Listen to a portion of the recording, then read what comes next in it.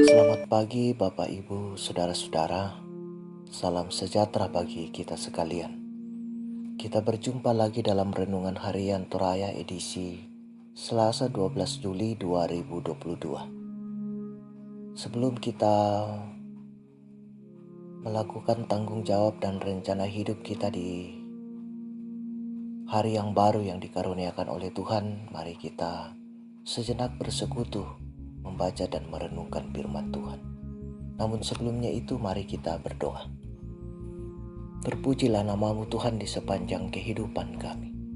Kemurahan dan kasih karuniamu Engkau terus nyatakan dalam hidup kami. Sebelum kami memulai kehidupan kami hari ini Tuhan, kami bersekutu membaca dan merenungkan firman-Mu. Biarlah kuasa Roh Kudus-Mu Tuhan memampukan kami untuk memahami firman-Mu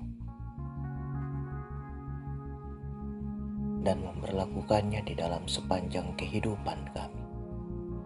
Bersabdalah ya Tuhan, kami siap mendengarkan firman-Mu.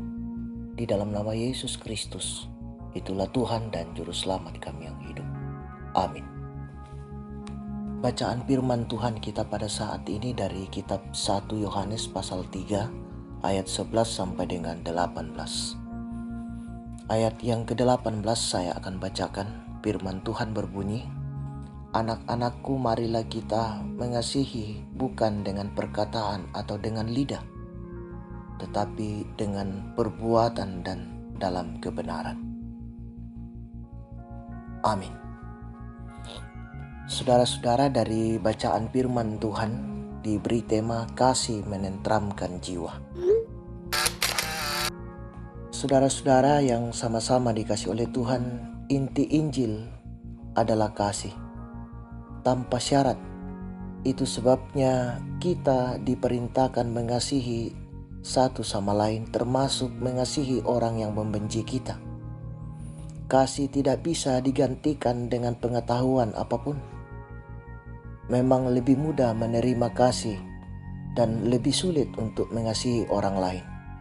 Gampang-gampang susah, tetapi identitas kita sebagai warga kerajaan Allah patutlah ditunjukkan melalui tindakan kasih. Nah, saudara-saudara yang sama-sama dikasih oleh Tuhan, identitas umat Kristen bukan pada megahnya gedung bangunan gereja, tetapi ketika orang lain bisa mengenal murid Kristus dari peri hidup yang saling mengasihi, sehingga suasana kerajaan Allah mewujud dalam lingkungan kita.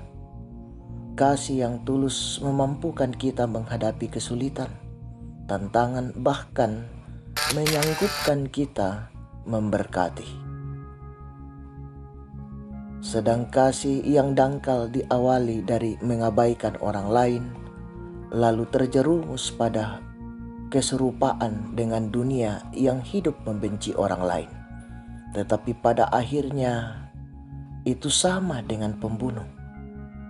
Cermati, jangan-jangan kita begitu giat pelayanan di dalam kelompok pelayanan kita saja, tetapi mengabaikan kelompok lain. Apakah gereja kita telah mengabaikan pekabaran Injil di luar jemaat? Ada banyak kain-kain pembenci di sekitar kita, tetapi biarlah itu menjadi realita, karena hanya dengan melakukan kasih, kehidupan kita menjadi surat Injil yang dibaca. Saudara-saudara yang sama-sama dikasih oleh Tuhan, mengasihi orang lain butuh modal, yaitu Roh Kudus. Semakin kita taat pada Roh Kudus, makin banyak buah roh itu muncul. Pada saat itu kasih akan mengalir. Mengasihi secara terus-menerus rasanya melelahkan, tetapi kasih yang sempurna justru melenyapkan ketakutan, lalu mengubah kelelahan menjadi sukacita. Amin firman Tuhan. Mari kita berdoa. Terima kasih Tuhan, waktu yang Engkau karuniakan kepada kami untuk bersekutu, menghadap takhta kekudusan-Mu, membaca dan merenungkan firman-Mu. Biarlah ya Tuhan kami mampu mewujudkan firman-Mu dalam kehidupan ini. Bahkan menjadikan firman-Mu sebagai penuntun bagi kami dalam menjalani kehidupan hari ini. Allah Bapa dalam sorga, berkati kami hari ini Tuhan dalam berbagai tanggung jawab dan rencana kami. Engkau menuntun kami sehingga kami senantiasa melakukan kehendak-Mu dan mampu menyelesaikan tanggung jawab dan rencana hidup kami hari ini. Allah Bapa dalam sorga, berkati saudara-saudara kami yang berada di dalam berbagai pergumulan dalam kehidupan ini. Berkati pemerintah kami Tuhan dalam mengangkat tugas dan tanggung jawabnya. Ampunkan salah dan dosa kami Tuhan. Sempurnakan doa kami yang kami bawa di dalam anak-Mu Yesus Kristus, itulah Tuhan dan Juru Selamat kami yang hidup. Amin. Selamat beraktivitas, Tuhan Yesus memberkati.